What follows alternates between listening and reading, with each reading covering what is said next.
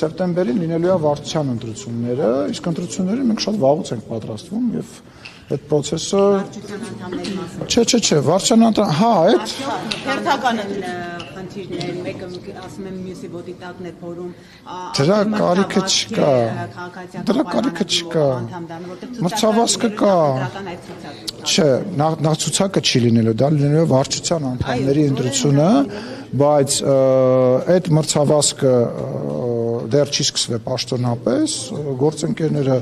ակտիվ են եւ ավելի շատ են ակտիվանալու ներկուսակցական հանդիպումներ են անցկացնելու, որը նորմալ է, որպեսզի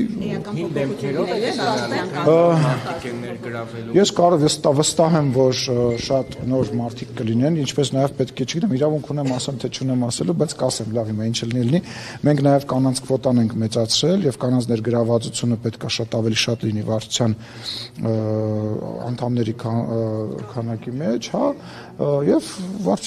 ով կընտրվի,